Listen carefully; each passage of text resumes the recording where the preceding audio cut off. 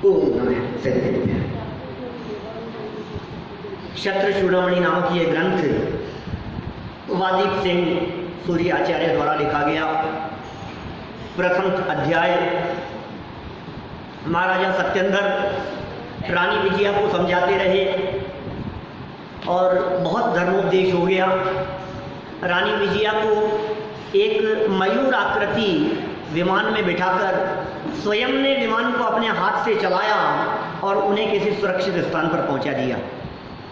रानी के सुरक्षित स्थान पर पहुंच जाने पर, विमान से रवाना कर देने पर अंदर में क्रोध कषाय जागृत हुई, अंदर में क्षत्रियत्व प्रकट हुआ और वो क्रोध और क्षत्रियपना प्रकट हो जाने पर युद्ध के लिए तैयार हो गए। एक बहुत सुंदर नीतिकारों की बात कही थी कि एक अकेली उंगली चुटकी नहीं बजा सकती, अकेली उंगली आवाज़ नहीं कर सकती। आपका झगड़ा अकेले नहीं हो सकता, जब भी झगड़ा होगा तो दोनों तरफा होगा। इसलिए दो में से एक यदि मंद कषाई है तो फिर झगड़ा नहीं होगा। दो में से एक की कषाएं यदि मंद है तो फिर विवाद नहीं हो सकता, और दोनों ही मंद कषाएं हो तो फिर जीवन स्वर्ग हो जाता है। राजा सत्येंद्र के सामने सेना आ गई, काष्टांगार ने सेना भेज दी, सेना उपस्थित हो गई। काष्टांगार के मन में तो शत्रुता थी ही, लेकिन राजा सत्येंद्र के मन में भी लड़ाई का भाव जागृत हो गया, लड़ने के लिए उद्यत हो गए। युद्ध प्रारंभ हुआ। अब देखो अब क्या होगा, भयंकर युद्ध प्रारंभ हो गया दोनों के बीच में। इधर कुछ लोग सत्येंद्र के भी साथ में होंगे और उसके साथ तो पूरी सेना थी। राजा को युद्ध भूमि में ही वैराग्य है। पेज नंबर 86, छंद नंबर 65, 65 नंबर। अथ युद्ध्वाचिरं योद्धा मुधा प्राणी वधेन किम इत्यूहेन विरक्तो भूत गत्यधीनं हि मानसम्। तदनंतर योद्धा राजा बहुत काल पर्यंत युद्ध करके निष्प्रयोजन प्राणियों की हिंसा से क्या फल है, ऐसा विचार करके लड़ाई से उदासीन हो गए। तो लड़ते लड़ते ही काफ़ी समय तो युद्ध किया, लेकिन युद्ध करते करते ही वे उदासीन हो गए। अरे निष्प्रयोजन, बेचारे इन सिपाहियों ने क्या बिगाड़ा है, ये बेमौत मारे जा रहे हैं, क्या करें, ये लड़ना ठीक नहीं है। लड़ाई से किसी का भला नहीं होता, लड़ाई से शांति नहीं होती, और शांति के लिए लड़ाई होती नहीं। लड़ाई ना करना वो शांति का उपाय है। नीति कह रहे हैं निश्चय से गति के अनुसार ही मन के भाव होते हैं, अर्थात जिसको जिस गति में जाना होता है उसके मृत्यु के समय वैसे ही भाव हो जाते हैं। गत्यधीनम ही मानसम, क्या क्या लिखा है, गत्यधीनम ही मानसम, गति के अधीन ही मन में भाव, ऐसा भी कहते हैं। देखो हम ऐसा कहते हैं, हाँ, जिस व्यक्ति ने जैसी गति बांध रखी हो अंत समय में वैसे ही परिणाम होते हुए दिखाई देते हैं। अंत समय के परिणामों से क्या गति का संबंध है। इसलिए हमारे यहाँ समाधि मरण को क्यों श्रेष्ठ कहा गया है, समाधि मरण को इसलिए अच्छा कहा गया है कि अंत समय में आपके परिणाम बहुत अच्छे थे। वैराग्य के भाव, समाधि के भाव, संयम के भाव। अब जिसके हृदय में ये भाव चल रहे हो, इससे क्या सिद्ध हो रहा है, इसका मतलब अच्छी गति होनी है, होनार भली है, ये बतला रहा है। इसलिए समाधि के भाव श्रेष्ठ भाव है। लेकिन एक बात ध्यान रखना, बाहर में लोग अच्छे बैठे हुए हों, अच्छा उपदेश दे रहे हों, त्याग की चर्चाएं कर रहे हों, तो समाधि हो गई है, ऐसा नहीं है। क्या एक व्यक्ति समझो, मैंने तो समाधि मरण पे 17 प्रवचन किए शायद, यहाँ 17 थे ना, काफ़ी सालों पुरानी बात हो गई। टोडरमल जी के उदाहरण से मैंने बात की, जिस मंदिर में हम यहाँ बैठे हुए हैं, टोडरमल जी का मंदिर, अंत समय में उन्हें हाथी के पैर के नीचे कुचलवा दिया गया। राजा को भ्रम हो गया, सच्ची बातें खोल खोल करके जब उन्होंने बतलाई, लोगों में विरोध भाव जागृत हो गया। क्योंकि जिस चीज़ का उन्होंने निषेध किया, जिसके ऊपर उन्होंने उंगली उठाई कि ये सही नहीं है, ये आचरण सही नहीं है, ये व्यवहार सही नहीं है, इसका नाम धर्म नहीं है, ऐसा धर्म नहीं होना चाहिए, ये धर्म कैसा जिसमें हिंसा हो रही है, ये धर्म कैसा जिसमें आडंबर है, ये धर्म, मतलब बहुत बातें उन्होंने जब इस तरह की बातें कही, जब सच्ची बातों के आधार पर कलम चलाई, अन्य मत की मान्यताओं का भी खंडन किया, जैन मत में चल रही विकृतियों का भी खंडन किया, श्वेतांबर मत का भी खंडन किया, उनकी कमियों को भी बतलाया। दिगंबर संप्रदाय में चलने वाले जो नई नई परंपराएं, आज के 300 साल पहले सोचो आप, तो इन सब बातों से धीरे धीरे करके लोग विरोधी होते चले गए। यहाँ तक कि उन्होंने पूजन करने वालों की कमियां निकाली, उन्होंने उपवास करने वालों की कमियां निकाली, उन्होंने व्रत करने वालों के बारे में कहा, उन्होंने तप करने वालों के बारे में कहा, उन्होंने स्वाध्याय करने वालों को भी नहीं छोड़ा।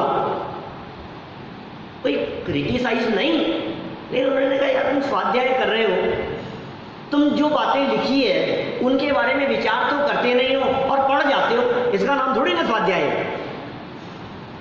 अकेले पढ़ लेने का नाम स्वाध्याय नहीं है। तो बहुत बातें उन्होंने कही, ये सारी बातें मोक्ष मार्ग प्रकाशक पेज नंबर 220 पर लिखी है, लाइन से पूरी बातें एक एक की चर्चा की है। विरोधी बन गए लोग, हाथी के पैर के नीचे को चलवा दिया गया। राजा के कान भरते रहे लोग कि साहब ये तो विरोधी है, ऐसा ऐसा सब। राजा ने षड्यंत्र के तहत हाथी के पांव के नीचे को चलवा दिया गया। जब ऐसा हो गया, जब उनकी ऐसी मृत्यु हुई, तो समाज में चर्चाएं चली होगी, निश्चित रूप से चर्चाएं चली होगी कि यार व्यक्ति तो बहुत धर्मात्मा था, विद्वान तो बहुत था, लेकिन अंत बिगड़ गया, मौत खराब हो गई, देखो क्या हो गया, ऐसा हो गया, ऐसा हो गया, बहुत बहुत चर्चाएं चली होगी। तो उनके पुत्र थे विद्वान, गुमानी राम नाम था उनका, जिनके नाम पर गुमानी राम जी का मंदिर चलता है, गुमान पंथ आमनाएं चलती है। मैंने ये सारी चर्चाएं, वो समाधि मरण की जब चर्चाएं की थी तो बतलाई थी मैंने उस समय। तो उसमें उन्होंने स्टार्टिंग जो की, समाधि मरण का स्वरूप लिखा गुमानी राम जी ने, और उन्होंने कहा सुनो, समाधि नाम किसका है? समाधि नाम शांत परिणामों का है, परिस्थिति का नहीं, मनस्थिति का नाम समाधि है। आपको लग रहा है कि परिस्थिति अच्छी नहीं थी, लेकिन मैं ये कह रहा हूं क्या कि जिस समय हाथी के पैर के नीचे कुचलवाया जा रहा था, हाथी का पैर रुक गया, महावत बहुत प्रयास करने लगा, हाथी के आंखों से अश्रुधारा बहने लगी कि मैं ऐसे व्यक्ति के ऊपर पांव नहीं रख सकता हूं। और उस समय जो टोडरमल जी ने संबोधन किया उस हाथी को, अरे तू तो आदेश का गुलाम है, तेरा कोई कसूर नहीं है, तेरी कोई गलती नहीं है, तू क्यों विचार कर रहा है, तू क्यों सोच रहा है, तू क्यों तकलीफ भुगत रहा है, मेरे जैसा कर्म का उदय, जैसी परिस्थिति बननी है वैसी बनेगी, तू अपना काम कर। ये जो उपदेश उन्होंने दिया, और जो मरता हुआ दिखाई दे रहा है ये मर नहीं रहा है, ये देह है, ये तो बदलने वाली है, ये तो बदलेगी, आज नहीं तो कुछ काल बाद में बदलेगी, जीवन तो पूरा होता ही है। माने जो शांत परिणामों से जो उनका उपदेश था, हम ये कह सकते हैं कि उनका मरण समाधि मरण हुआ है। ये सिद्ध किया उन्होंने, प्रूव किया। मैं ये कहना चाह रहा हूं आपको, परिस्थितियां तो कैसी भी हो सकती है ना, क्या पता हमारा मरण ट्रेन में होगा कि बस में होगा कि फ्लाइट में होगा, रोड पर होगा कि एक्सीडेंट में होगा, लेकिन उस समय में हमारे परिणाम कैसे होंगे ये हमारे हाथ में है। परिस्थिति हमारे हाथ में नहीं है, लेकिन मनस्थिति हमारे हाथ में है। क्या कुछ भी हो सकता है कि नहीं, कहना नहीं चाहिए, लेकिन अभी हमारे संत अस्पताल गए, वहां भी तो डेथ हो सकती थी ना, किसके हाथ में है? ये तो नहीं कह सकते ना हम कि यहाँ नहीं होगी, यहाँ हो जाएगी, यहाँ हो सकता है, यहाँ ऐसा हो सकता है, कुछ भी हो सकता है ना। बात तो परिणामों की है, माने परिणामों का नाम समाधि है, अच्छे परिणामों का नाम, अच्छे परिणामों पूर्वक मरण होने का नाम समाधि है। और जिसका मरण अच्छे परिणामों से होता है उसकी सदगति ही होती है। अंत भला तो सब भला, ये जगत में प्रसिद्ध है। अंत भला तो सब भला, अंत अच्छा होना चाहिए, इसलिए भाव ना भाव। अरे जिसका जीवन समाधि में बीतता है उसका मरण समाधि में होता है। अंत समय में परिणाम समझ जाएंगे, धोखे में मत रहना। जीवन कैसा बीता है? जीवन जिसका तत्व ज्ञान में बीता हो, जीवन जिसका जिनवाणी की सेवा करते हुए बीता हो, जीवन जिसका आराधना करते हुए बीता हो, उसका मरण कैसे बिगड़ जाएगा? ये सब ऐसा हो गया, अरे क्या हो गया उनके साथ में? कुछ नहीं हुआ। ये देखो राजा सत्येंद्र के साथ में क्या हुआ, परिणाम क्या कह रहे हैं? युद्ध क्षेत्र में है अभी, लेकिन परिणाम क्या कह रहे हैं? लड़ने का परिणाम अच्छा नहीं है, वैराग्य का भाव आ गया। क्यों नहीं आए? गति अच्छी होनी है, स्वर्ग में जाना है, गति अच्छी बांध रखी है, परिणाम अच्छे कैसे नहीं आएंगे? वैराग्य का भाव कैसे नहीं आएगा उनको? लड़ाई का भाव कैसे चल सकता है? कषाय का भाव ज्यादा समय टिकता नहीं है ज्ञानियों के, क्योंकि उनका ज्ञान जीतता है। कल हमने कही थी ना बात, ज्ञानी और अज्ञानी की लड़ाई हो, उसी को जोड़ता हूं आगे। ज्ञानी और अज्ञानी दो व्यक्ति लड़ रहे हो तो जीत किसकी होगी दीपेश जी? अज्ञानी की। अज्ञानी की। अज्ञानी की, ज्ञानी की नहीं। क्या बात कर रहे हो? हमने तो यही सुना है, सत्य की कभी पराजय नहीं होती, ज्ञान की कभी हार। सत्य की कहां पर? सत्यमेव जयते, सत्य कभी पराजित नहीं होता। क्या कहते हैं? देर है पर अंधेर नहीं है।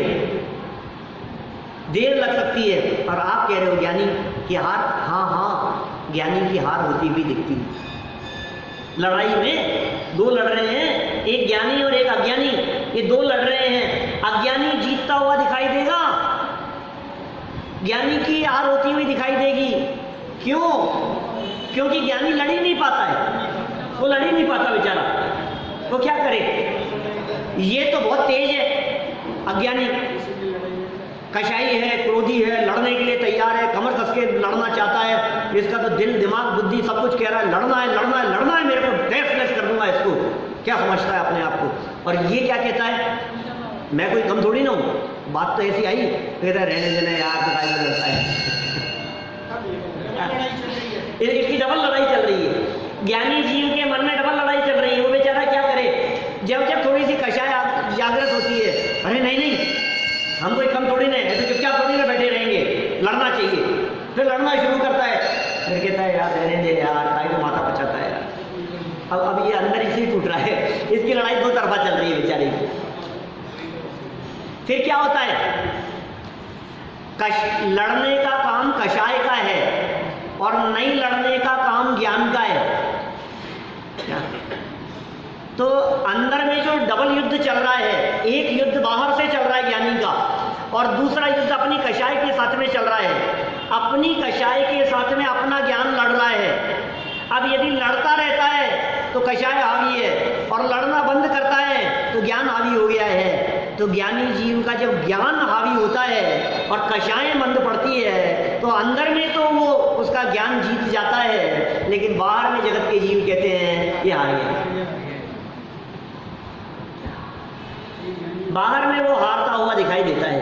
ये इसका ज्ञान जागृत हो गया, इसका अंत भला है, समझदारी का काल आ गया है, होनहार भली है, परिणाम अच्छे आ गए। ये लड़ाई कितनी जल्दी मिट जाए ये काम ज्ञानी का है। क्या? ज्ञानी ये सोचता है जितना जल्दी झगड़ा मिट जाए उतना अच्छा है। अज्ञानी जी सोचता है आ गया ना, चुपचाप देखो लाइन पर आ गया ना, आ गया मेरे पास में। अज्ञानी क्या सोचता है? लेकिन भाई तो उसकी कषाय गई वो क्या करे? तो हार करके भी उसका ज्ञान जीत रहा है। कोई बात नहीं, तुम जीत जाओ यार, तुम जीत जाओ, लेकिन कषाय तो बंद करो, मतलब झगड़ा तो बंद करो। तुम्हारी जीत में भी यदि तुम्हारी जीत की घोषणा करके झगड़ा मिट जाता है तो उसमें भी हमारे ज्ञान की ही जीत है, समझदारी की ही जीत है। जीत तो समझदारी की हुई ना। ये राजा सत्येंद्र की बात करें, विचार करके लड़ाई से उदासीन हो गए, गति के अनुकूल ही मन के भाव होते हैं। अर्थात जिसको जिस गति में जाना होता है उसके मृत्यु के समय वैसे ही भाव हो जाते हैं। जिसको जिस गति में जाना होगा। अंत समय में धर्म नहीं सुहारा है, इसका मतलब ये है अधोगति होनी है। जीवन भर अच्छा करते रहे और अंत समय में परिणाम बिगड़ रहे हैं। रात को खाने का भाव आ रहा है, बिस्तरों में पड़े नहीं, मेरे तो ये दिख रहा है, तो इसका मतलब ये है कि भाई साहब होनार होती है। परिणाम संभलें, बात काम ऐसा होना चाहिए। देखो नीचे सारा रात पढ़ते हैं, बहुत समय तक युद्ध करने के बाद, ऐसी बात नहीं कि सत्येंद्र लड़े नहीं, युद्ध भी किया उन्होंने। बहुत समय तक युद्ध करने के बाद राजा सत्येंद्र का विवेक जागृत हुआ। इसका मतलब लड़ाई अविवेक का परिणाम थी, अब विवेक जागृत हो गया, माने अविवेक पर विवेक की विजय हो गई। विवेक जागृत हुआ, वे विचार करने लगे कि मैं अकेला सेना पर तो विजय प्राप्त नहीं कर सकूंगा। कितनी चलेगी मेरी, पूरी सेना है भाई साहब सामने की तरफ। व्यर्थ ही मनुष्यों की हिंसा से क्या लाभ, क्योंकि मन के विचार भविष्य में होने वाली गति के अनुसार ही होते हैं। आपको कैसे परिणाम आए, आप स्वयं निर्णय कर सकते हो मैं कहाँ जाने वाला हूँ। अंत समय में आपके परिणामों से आप खुद निर्णय कर सकते हो मैं कहाँ जाने वाला हूँ। आप देखो जिस दिशा में जा रहा है व्यक्ति, आखिर मंजिल उसी दिशा में तो प्राप्त होगी। लड़ता लड़ता जा रहा है तो कहाँ जाएगा, जिधर जिधर लड़ाई झगड़े का काम हो रहा है उधर ही जाएगा। नरक दिख रहा है, मायाचारी छल कपट के परिणाम लेकर के जा रहा है तो कहाँ जाएगा, कि तिरंज गति दिख रही है। लोभ लालच के परिणाम लेकर के जा रहा है तो क्या होगा, बहु आरंभ परिग्रह कम नरक से आयुष है। और स्वभाव की सरलता है, परिणामों में सरलता है तो कहाँ जाएगा, मनुष्य गति की प्राप्ति होगी, स्वर्ग की प्राप्ति होगी। भक्ति मुक्ति दातार, क्या भुक्ति मुक्ति दातार, स्वर्ग की भी प्राप्ति होगी। और यदि वैराग्य था, संयम था, गुणस्थान छठा सातवां था और श्रेणी चढ़ते रहे तो फिर मरण नहीं होगा, फिर निर्वाण होगा। क्या तो सच्ची बात क्या है, समाधि किसका नाम है। मरण होने पर देह तो सबकी छूटती है, देह तो सबकी छूटती है, लेकिन देह छूटने के पहले पहले जो अपने आप को देह से भिन्न देख लेते हैं उनका मरण समाधि मरण होता है। देह तो दोनों की छूटेगी, समाधि वालों की भी छूटती है, समाधि मरण जिनका नहीं हुआ है उनकी भी देह छूटती है। फिर फर्क क्या हुआ दोनों में, दोनों में क्या फर्क हुआ, मरण तो दोनों का हो गया है ना, क्यों साहब।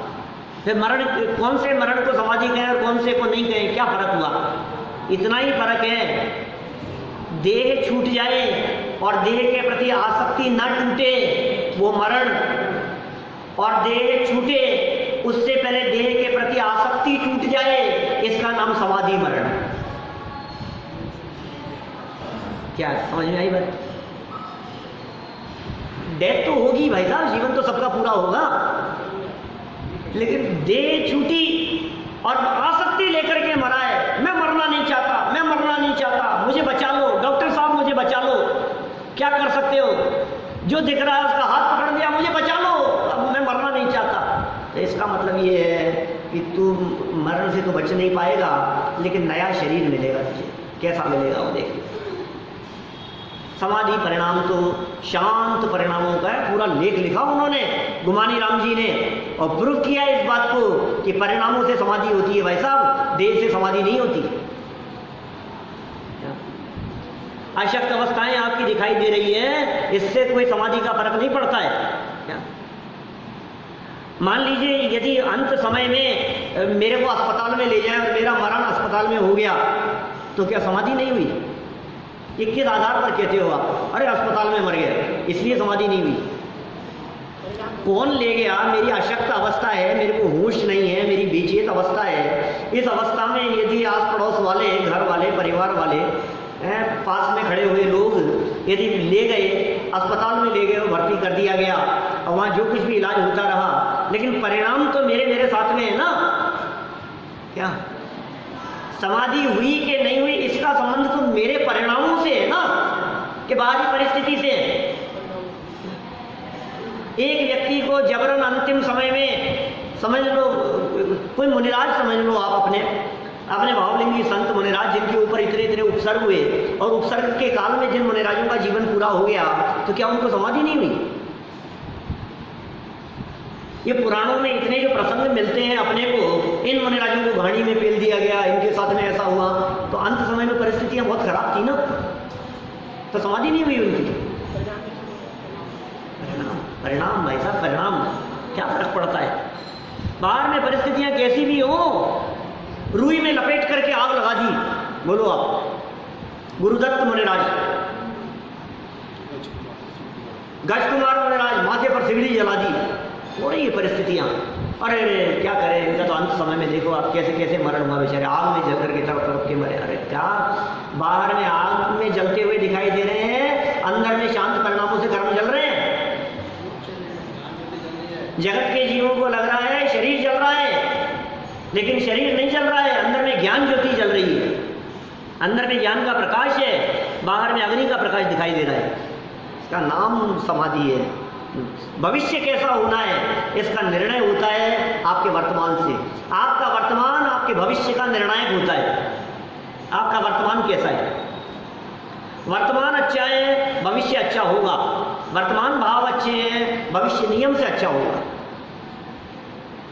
वर्तमान को संभालो। देखो विशेषार्थ में क्या कहते हैं। राजा सत्येंद्र की शुभ गति होने वाली थी, पता है आपको? नहीं पता हो तो आगे पता लग जाएगा, मर करके स्वर्ग में चले गए। राजा सत्येंद्र की शुभ गति होने वाली थी, अतः उनके वैसे ही परिणाम होना भी स्वाभाविक था। अपने आप ही सुई उसी दिशा में घूमेगी। देखो जिस व्यक्ति का मरण जिस जगह पर होना होना, वो उधर ही चला जाता है। गलत ट्रेन पकड़ लेता है, गलत बस में बैठ गया, और कहाँ जाकर के, जिस रास्ते कभी जीवन में गया नहीं, जिस रास्ते कभी जाने की सोची नहीं, वहाँ जाकर के कैसे मरण हो गया? ये क्या हो गया? ये कैसे हो गया? अनजान आदमी मिल गया कोई, उसकी हेल्प करने के लिए, न मालूम कौन सी जगह पर चला गया, कौन से मोहल्ले में चला गया, और कहाँ जाकर के दुर्घटना हो गई, कहाँ मरण हो गया। अब आप भले जांच करते रहो कि वहाँ चले कैसे गए। चल जहाँ जाना वहाँ चला जाए, क्या करें? स्वाभाविक था। जैसी गति वैसी मति, दो वाक्य मिलते हैं। जैसी गति वैसी मति, एक वाक्य। इस वाक्य को उल्टा करो, जैसी मति वैसी गति। क्या क्या था? जैसी गति वैसी मति, और जैसी मति वैसी गति, दोनों ही सही है। आपको कौन सी गति बंधेगी? आप मर के कहाँ जाओगे? जैसी मति है। आपकी बुद्धि यदि वो खोटी खोटी चल रही है ना, तो समझ लेना कि खोटी गति का बंधन होगा। जैसी मति वैसी गति। अब दूसरे तरफ से लगाओ, गति जैसी बंध गई हो ना, अब परिणाम भी वैसे आते हैं। तो गति अनुसार मति भी होती है, और मति अनुसार गति भी होती है। दोनों ही बातें बराबर है। तो हम क्या करें साहब, ये बताओ? अब हम क्या करें? परिणाम तो बदलते रहते, कभी अच्छे। तो आप अपने परिणामों को संभालो। आपकी यदि आयु बंध गई होगी तो चाह करके भी अच्छे परिणाम नहीं आएंगे। खोटी आयु बंध गई होगी तो, जिस व्यक्ति की नरक आयु बंध गई हो, जिनागम में लिखा है ऐसा, उसे संयम अंगीकार करने का भाव नहीं आता,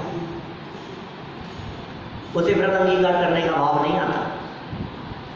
गति बन गई उसकी, उसको भाव ही नहीं आएगा उस तरह का, उसको वैराग्य का भाव ही नहीं आता है, उसको समाधि मरण का भाव नहीं आता, उसको अपने जीवन की उज्ज्वलता का भाव नहीं आता, परिणाम सहज शांत सरल हो ये भाव नहीं आते।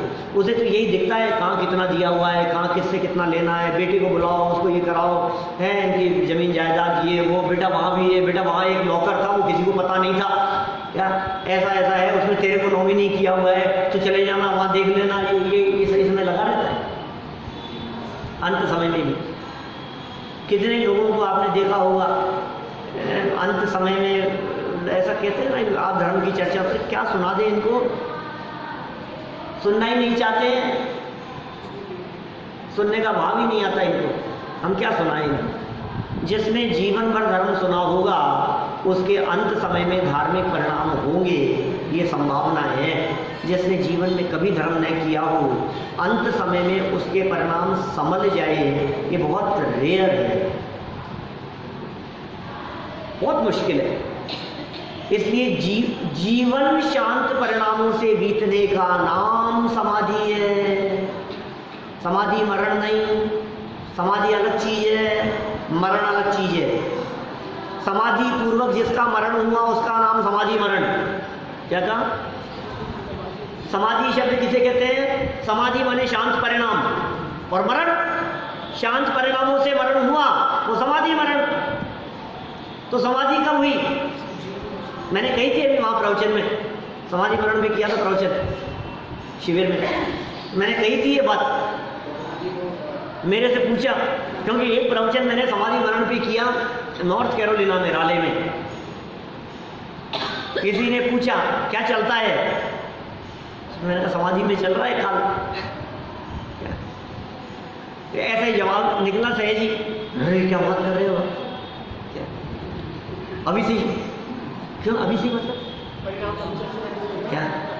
हमारे यदि परिणाम, हमारा यदि जीवन इस तत्व ज्ञान के लिए समर्पित है, हमारा यदि जीवन सुख और शांति में यदि बीत रहा है, हमारे परिणामों में यदि वस्तु स्वरूप विचार यदि ये चलता रहता है, तो इन परिणामों को समाधि कहते हैं। फिर चाहे मरण आ जाए, चाहे मरण 10 वर्ष बाद में आए, लाखों वर्षों तक जीऊं या मृत्यु आज ही आ जाए, इस परिणाम का नाम समाधि है। यहाँ क्या कह रहे हैं? सत्येंद्र की चर्चा पढ़ो, क्या कह रहे हैं देखो। जैसी गति वैसी मति की उक्ति को चरितार्थ करते हुए उन्हें युद्ध करते करते ही वैराग्य भाव जागृत हुआ और उन्होंने युद्ध से विराम ले लिया।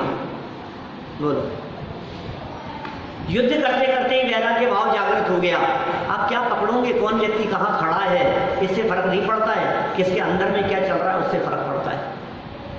एक व्यक्ति मंदिर में बैठा हुआ है लेकिन पाप बांध रहा है, एक व्यक्ति घर में बैठा है लेकिन पुण्य बांध रहा है। कौन कहाँ बैठा है?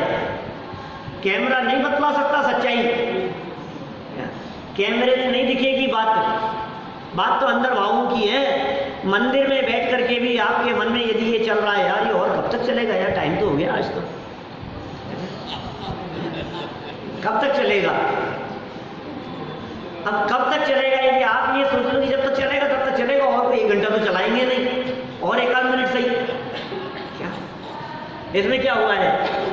तो आपके परिणाम कैसे हैं? आपके मन में ये लग रहा है यार मुझे आज तो जल्दी जाना था और आज ही ये 10 मिनट और ज़्यादा ले लिए इन्होंने, अब बीच में उठ करके जाऊंगा तो अच्छा नहीं लगेगा, क्या करूं मैं, ये बंद कर दे बस। थोड़ी सी मेरी आवाज़ धीरे होती है और लगता है अब बंद हो गया, अब बंद होने वाला है, अब बंद होने वाला है। तो सुन रहा है कि क्या पाप बांध रहा है क्या? और किसी को लगता है आज तो जन्माष्टमी है, आज तो छुट्टी का दिन है, कोई बात नहीं, 5 मिनट और ज़्यादा ले लें तो कोई बात नहीं, क्या बात तो पूरी हो, पुण्य बांध रहा है। कोई घर में किसी कारण से अटक गया हो, यार आज छुट्टी थी फिर भी देखो मेरे को इस वजह से अटक गया हूँ, मैं जा नहीं पा रहा हूँ मैं, वो पुण्य बांध रहा है। घर में बैठ करके भी पुण्य बांध रहा है।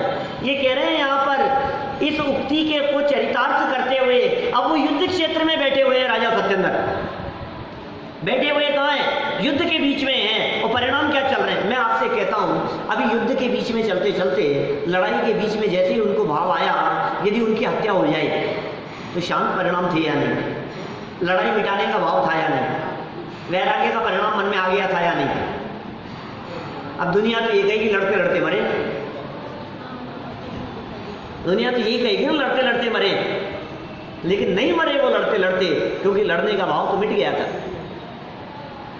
इसलिए किसी व्यक्ति के बारे में आप कुछ नहीं कह सकते हो, तो उस व्यक्ति की वर्तमान खोटी स्थिति देखकर, किसी व्यक्ति को आपने आलू खाते हुए देखा, आज अष्टमी का दिन, बाजरे का महीना चल रहा है, और आपने उसको किसी एक ठेले वाले के यहाँ आलू भरा हुआ गोलगप्पा खाते हुए देखा, हो सकता है ना ऐसा, देख लिया अब आप उसकी बुराई करते, आप तो ये कहोगे अरे यार शर्म नहीं आती, कैसा आदमी है, भाजपे का महीना चल रहा है, ये कैसे व्यक्ति हैं। अब आप तो उसकी बुराई चालू कर रहे हो। और सुनो, वो जो खा रहा था ना, जैसे उसकी निगाह आपके ऊपर पड़ी क्या, उसके मन में भी ये भाव आया है यार मैंने भी गलती किया था, वास्तव में है तो गलती, भाजपे का महीना चल रहा है, अब आज तो हो गया सो हो गया, आज से ही त्याग करता। अब उसने तो त्याग कर दिया, कब त्याग किया उसने, वहीं जेले पर खड़े खड़े, किससे कहा नहीं, किसी से कहा नहीं, मन में ही उसने कहा यार आज के बाद में बहुत गलत काम हुआ है तो मेरे को तो नहीं खाना चाहिए, उसने वहां त्याग कर दिया। अब दूसरे दिन कहीं चर्चा चल रही थी, आप क्या कहोगे, अरे ये तो खाता है, और वो क्या कहेगा, उससे चर्चा चलेगी तो मैंने तो त्याग कर दिया, मैं नहीं खाता था, मेरे तो त्याग है। बोलो, हमने देखा है तुम्हारे को कि जब देखा था वो भी सच्चा था, और आज जो मैं बात कह रहा हूं ये बात भी सच्ची है। बदल गया ना जीवन, बदलने में कितनी देर लगती है बतलाओ मेरे को, एक ही स्टेप तो है पर एक झटके से बदल गया। नहीं, मैं केवल बाजार में खाने का त्याग करता हूँ, आलू खाने का त्याग करता हूँ, जमीकंद खाने का त्याग करता हूँ, न केवल भाजपे में खाने का त्याग करता हूँ। भावना तो ऐसी है कि यदि भाजपे में यदि मैं दृढ़तापूर्वक निभा लिया तो जीवन भर के लिए इसका त्याग कर दूंगा, ये काम अच्छा नहीं है। परिणाम बदल गया, होना भली ये कह रहे युद्ध करते करते ही वैराग्य भाव जागृत हुआ, और फिर होना क्या था, वैराग्य होने के बाद अभी तो समाधि होनी है इनकी, और उन्होंने युद्ध से विराम ले लिया। अब युद्ध विराम के बाद अब जितना युद्ध किया है उसके प्रति पश्चाताप का भाव, और आगे और सुंदर परिणाम, इन सब की चर्चा। पश्चाताप को प्रेरणा तो बराबर